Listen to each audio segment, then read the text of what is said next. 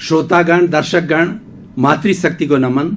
Channel 24+ news के खास, मनमोहक, इंसानियत सिखाने वाला, अच्छे संस्कार देने वाला, अच्छे गुण देने वाला और जीवन में शांति लेने वाला, आनंद प्राप्त करने वाला, प्रसन्नता देने वाला, प्रसन्नता के सूत्र सिखाने वाला पुनरुत्थान कार्यक्रम में आप सभी का हार्दिक स्वागत है, अभिनंदन है, सत्कार है।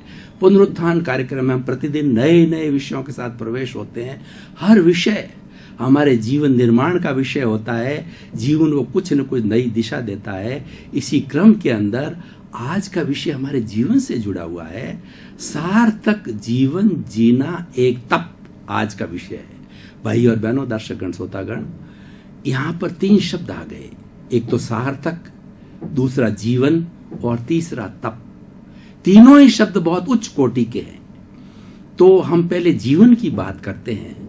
जीवन का अर्थ होता है जन्म से लेकर मृत्यु तक हम जो कार्यकलाप करते हैं, परिवार में, समाज में, हमारा जो औद्योगिक क्षेत्र है, यानी हमारा जो वर्किंग पीरियड है, कर्म भूमि है, उस पे कार्य करना और परोपकार का, संस्थाओं के अंदर परोपकार का कार्य करना, ये जो हम दिन भर प्रतिदिन करते हैं, ये जितने समय तक हम करते हैं वह जीवन कहलाता है।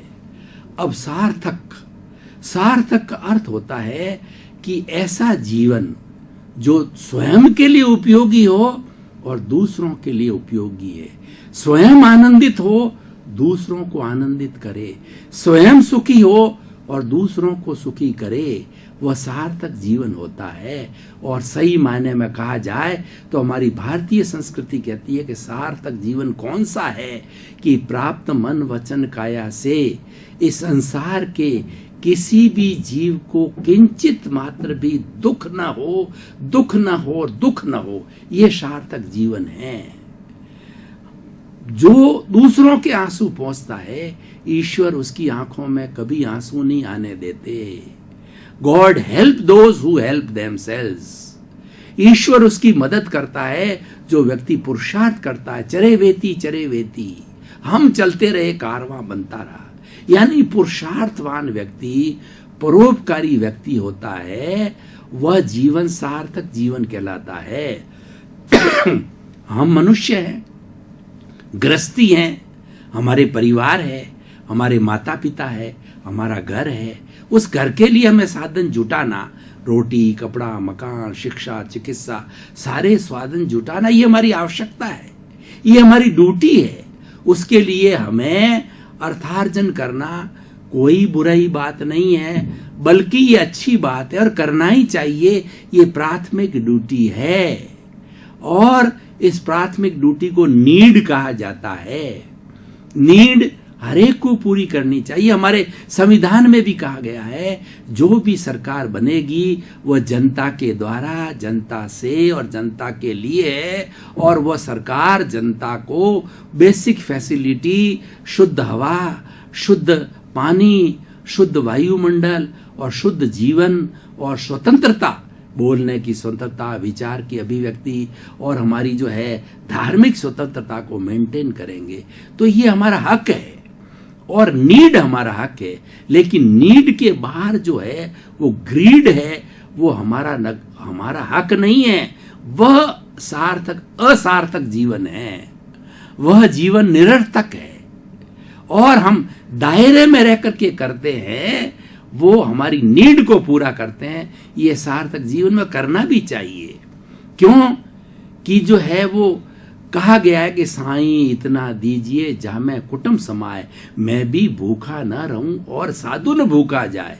हे ईश्वर, मुझे इतना देना कि मैं और मेरा परिवार भूखा नहीं रहूं और कोई साधु, कोई अतिथि देवो भव आ जाए तो वह भी भूखा नहीं जाए। उसके लिए मेरे पास व्यवस्था होनी चाहिए। This is need, this is duty और दिस इज परोपकार, ये सेवा है। तो ये सार्थक जीवन है। निरर्थक जीवन क्या है वह भी बता देता हूं मैं कि हमारा 5 सदस्यों का एक आइडियल जो परिवार, आजकल न्यूक्लियर फैमिली, मान लीजिए कि 3 बच्चे, 3 होते ही नहीं, आज तो 2 ही होते हैं, 3 मान लेता हूँ, 3 बच्चे और जो माता पिता और 2 पेरेंट्स, 7, मान लीजिए 7 लोगों का परिवार है। 7 लोगों के परिवार के लिए एक अच्छा बंगला चाहिए, एक अच्छी गाड़ी चाहिए, और हर जो सदस्य उसके लिए फ़ोन चाहिए, ठीक है ना, और सारी सुविधा चाहिए घर के अंदर। अच्छी बात है, लेकिन प्रश्न ये है कि मैंने 10 बंगले खड़े कर दिए लोगों को बताने के लिए कि मैं इतना करोड़पति हूं, और इतना बैंक बैलेंस बता दिया, इतने फार्म हाउस खरीद लिए, और इतनी ज्वेलरी खरीदी, और भर भर के लॉकर भर दिए, और ये निरर्थक जीवन है। ये जीवन, इसका मतलब ये कहाँ से आया? ये आया किसी का शोषण करने से आया। आवश्यकता से अधिकार, आवश्यकता से अधिक हम अर्जन करते हैं, उसमें कहीं न कहीं शोषण अवश्य होता है। महात्मा गांधी ने कहा है कि ये हमारा जो साधन और सिद्धि, साधन की शुद्धि सिद्धि की शुद्धि है, सिद्धि की शुद्धि साधन की शुद्धि है। यानी दोनों को शुद्ध रखने के लिए हमारे मीन्स और हमारा जो एम है ना, दोनों शुद्ध होने चाहिए। तो हमें ये निरर्थता का जीवन नहीं जीना है, और जो व्यक्ति सार्थक जीवन जीता है वो एक बहुत बड़ी तपस्या है। हम तप किसको कहते हैं? तप का मतलब होता है शोधन, शुद्धिकरण।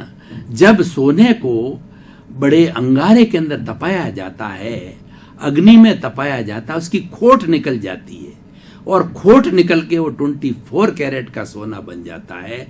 उसी तरीके से तपस्या एक ऐसी अग्नि है जो हमारी बुराइयों को जला देती है, हमारे दोषों को जला देती है, हमारे पापों को जला देती है, और हम 24 कैरेट का सोना बन जाते हैं। इसका अर्थ ये हुआ कि हम अगर मान लीजिए कि परोपकार का जीवन जीते हैं, सेवा का जीवन जीते हैं, और हम ग्रीड के फार्मूले में नहीं जाते हैं। ग्रीड का अर्थ होता है कि आवश्यकता से अधिक संग्रह करना, लोभ की वृत्ति करना। लोभ की वृत्ति के लिए कहा जाता है कि मनुष्य इतना लोभी है कि सारी सृष्टि की संपत्ति, धन दौलत एक व्यक्ति को दे दी जाए तो व्यक्ति दाबता नहीं है, वह संतुष्ट नहीं होता है, जबकि उस सृष्टि की जिसके अंदर 84 लाख जीवा योनिया उत्पत्ति स्थल है, व्यक्ति, वो आत्माएं या वो शरीर तो कितने ही होंगे, वो अगणित होते हैं, वो अनगिनत होते हैं, सबका भरण पोषण करने वाली होती है। लेकिन किसी की जो है वो आकांक्षा को जो है तृप्त एक व्यक्ति की भी नहीं हो सकती है। इसको ग्रीड कहा जाता है, इसको संग्रह कहा जाता है, इसको लोभ कहा जाता है। यानी लोभ की वृत्ति का जो जीवन है वह निरर्थक जीवन है, और उसके लिए हमें कई तरह के अन्याय, कई तरह की भूमिकाएं, कई तरह के गलत सलत कार्य करने पड़ते हैं। अब आप देखिए कि बहुत से ऐसे, मैं आपको एक अभी मैंने बायोग्राफी पढ़ी थी बिल गेट्स की, जो कि आज विश्व के सबसे माने हुए रिचेस्ट व्यक्ति है।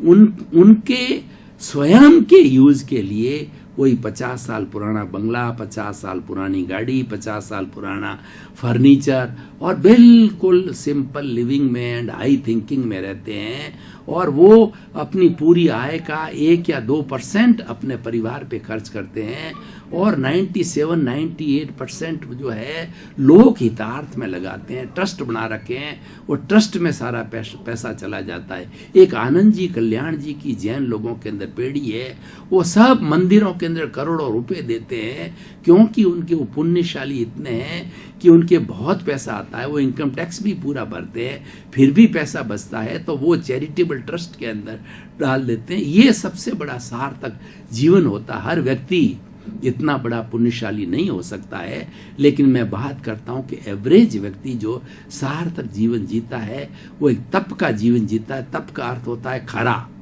तप का अर्थ होता है व्यक्ति चरित्रवान, वह व्यक्ति चरित्रवान हो जाता है, और वह एक तपस्या का जीवन है। तपस्या क्या है? तपस्या केवल भूखे रहना ही नहीं है, या भगवान का मंदिर में जाकर के दर्शन करना ही तपस्या नहीं, हमारे टीले निकाल देना ही तपस्या नहीं है, या कई आडंबर कर लेना ही तपस्या नहीं है। तपस्या यही है कि समाज के अंदर हमारे जो अभावग्रस्त लोग होते हैं, वो नर सेवा नारायण सेवा कहलाती है। उन लोगों की हम सेवा करें जो बेचारे मूक है, बधिर है, लूले हैं, लंगड़े हैं, अपाहिज है, अनाथ है, विधवाएं हैं, जो कि अभावग्रस्त है। और हिंदुस्तान में बहुत है। हिंदुस्तान के अंदर 50% जो है हमारी आबादी अभी पॉवर्टी के नीचे है। तो सेवा करने का बहुत बड़ा यहाँ स्कोप है सार्थक जीवन जीने का। और इसीलिए व्यक्ति को ऐसा एम बनाना चाहिए कि हम सार्थक जीवन जीनेंगे। तो तपस्या से कम नहीं है। ईश्वर इसको सबसे हाईएस्ट तपस्या मानेगा। अगर कोई व्यक्ति उपवास करता है, 10 की तपस्या करता है, 15 की करता है, महीने भर की तपस्या करता है, उससे बड़ी तपस्या होती है कि लोगों की हेल्प करना, लोगों की मदद करना, किसी को दुख नहीं देना, किसी के आंसू पहुंचना। ये जो है वो सबसे बड़ी सेवा और सबसे बड़ा सार्थक जीवन होता है। भाई और बहनों, दर्शकगण, श्रोतागण, अब थोड़ा वर्तमान सिनेरियो देखें कि व्यक्ति बहुत सेल्फ सेंटर्ड हो गया है, व्यक्ति बहुत स्वार्थी हो गया है। अपने स्वार्थ के लिए जो है वो कितनों का अहित हो जाए उसको चिंता नहीं है। अपना स्वार्थ होना चाहिए, इसीलिए मिलावट करता है, दालों में मिलावट करता है, और पीने की चीज़ों में मिलावट करता है, खाने की चीज़ों में मिलावट करता है, दूध के अंदर मिलावट करता है, सिंथेटिक दूध डाल देता है। ये सब अनैतिकता के कार्य करता है। ये अनैतिकता के कार्य करना ये सार्थक जीवन नहीं है। वो लोभ के वशीभूत होकर के करता है, और ऐसा व्यक्ति करता है तो सुख नहीं पाता है। वो जो अनैतिकता से कमाया हुआ, अर्जन किया हुआ पैसा जो है वो कभी उसकी संतान लूली हो जाती है, लंगड़ी हो जाती है, या बच्चे ऐसे ऐसे कपूत निकल जाते हैं कि पैसे को व्यर्थ बहा देते हैं कि मेरे माता पिता का बहुत कमाया हुआ है, पैसे की उपयोगिता नहीं समझते, वो संस्कार नहीं होते उनके पास में, पैसे को उड़ा देते हैं। मैं एक जो है वो गुरु नानक का जो है एक आपको उदाहरण देना चाहता हूँ कि एक बहुत धनाढ्य व्यक्ति था। वो धनाढ्य व्यक्ति रोटी लेकर के और गुरु नानक के चरणों के अंदर उपस्थित हुआ कि आप आहार ग्रहण करती। गुरु नानक तो बहुत पहुंचे हुए व्यक्ति थे, वो ज्ञानी पुरुष थे। तो उन्होंने उस रोटी को जो है वो हाथ से मसला, उसमें से खून निकला। उसने कहा कि ये खून की कमाई है, मुझे नहीं चाहिए। यानी उसने अनैतिकता से उस रोटी को अर्जन किया था। और जो है वो गुरु नानक जी कहते हैं कि नैतिकता से, पसीने की कमाई से आप रोटी अर्जित करो, चाहे सूखी रोटी हो, लाइए, मैं लूंगा, आप भी लीजिए। वो रोटी नैतिकता से पकाई होनी चाहिए। नैतिकता सबसे बड़ा धर्म है।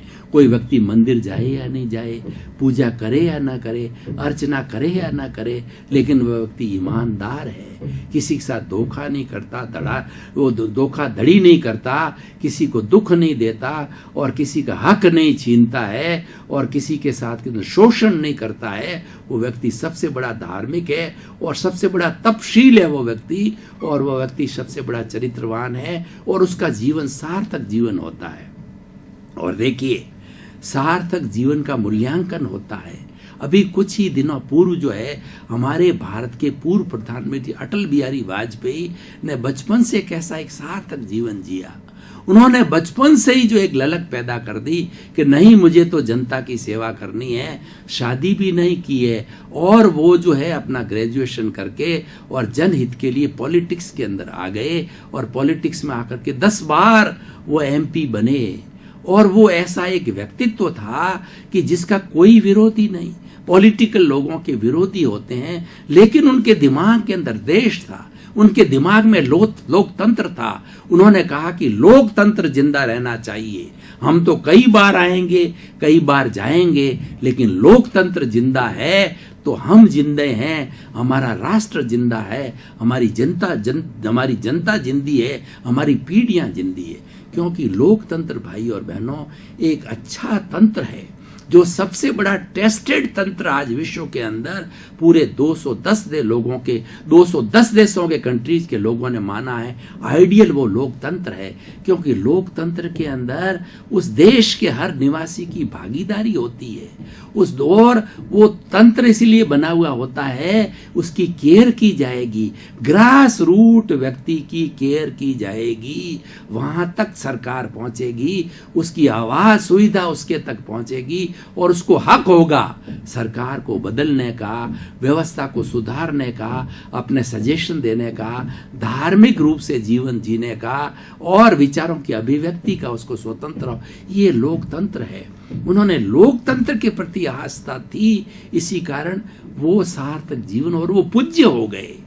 उनकी कितनी बड़ी विशेषता, कवि तो थे ही, लेकिन एक ह्यूमैनिटेरियन थे, एक इंसान थे और इंसानियत कूट कूट करके भरी हुई थी। और वो प्रधानमंत्री रहे, तब जाकर के शाम के समय जो विरोधी पार्टी के लोगों के लीडर के पास जाते, देश हित के अंदर मैं ये निर्णय लेना चाहता हूं कि आप मेरी मदद करेंगे। कौन मदद करता, क्योंकि वो हृदय से बोलते थे, देश हित के लिए बात करते थे, पार्टी के लिए नहीं करते थे। अटल बिहारी वाजपेयी के लिए नहीं करते थे, वो देश हित के लिए। उन्होंने हमेशा देश हित को सर्वोप्रिय रखा, इसलिए उन्होंने किस तरीके से उनका आदर हुआ, सत्कार हुआ। और व्यक्ति जो है वो जाने के बाद पता पड़ता है उसकी वैल्यू। व्यक्ति जिंदा, अटल बिहारी वाजपेयी 2009 से लगा करके 2018 9 साल तक बिल्कुल बंद कमरे में रहे, बीमार रहे, लेकिन जब गए तो उनकी व्यवस्था, उनकी जो विशेषताओं को उजागर पूरे विश्व ने देखा, पूरे विश्व ने माना कि एक विश्व की बहुत बड़ी महान विभूति, भारत की नहीं, जिसके अंदर गुण कूट कूट करके भरे हुए हैं, राष्ट्रभक्ति कूट कूट करके भरी हुई है, इंसानियत कूट कूट करके भरी हुई है, मानवता कूट कूट करके भरी हुई है, तो ऐसे व्यक्ति का जीवन सार्थक जीवन होता है और वो बहुत बड़े तपस्वी हुए हैं। इसी तरीके से हमारा भारत की संस्कृति तो आर्य देश है और दो तरह के हमारे इस ब्रह्मांड के अंदर, इस पृथ्वी के अंदर दो तरह के क्षेत्र है। एक आर्य क्षेत्र है, एक अनार्य क्षेत्र है। आर्य क्षेत्र की क्या विशेषता है कि वह धर्म ध्यान की बात होती है, ईश्वर की बात होती है, घर घर मंदिर होते हैं, गांव गांव मंदिर होते हैं। वह क्षेत्र हमारा भारत है, जो कि भारत के नाम पर भारत देश पड़ा। और हम अत्यंत सौभाग्यशाली है कि उस आर्य क्षेत्र के अंदर जो जन्म लिया और माँ की ऊँटी के साथ के अंदर हमें अध्यात्म मिला, हमें इंसानियत मिली, हमें मैत्री मिली, हमें प्रेम मिला, हमें करुणा मिली।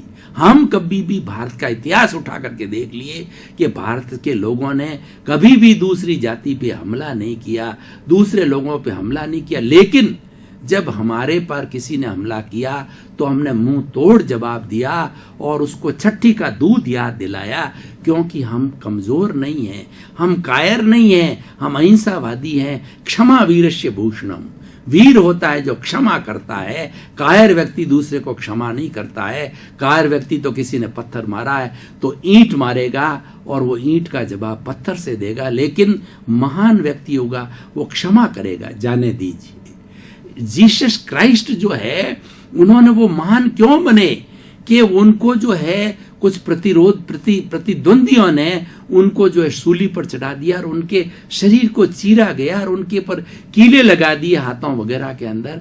तो उस वक्त जो है फिर उन्होंने जेलर वगैरह जो भी एक्शन लेने वाले थे उनको जीसस क्राइस्ट ने करा। ये अज्ञानी है।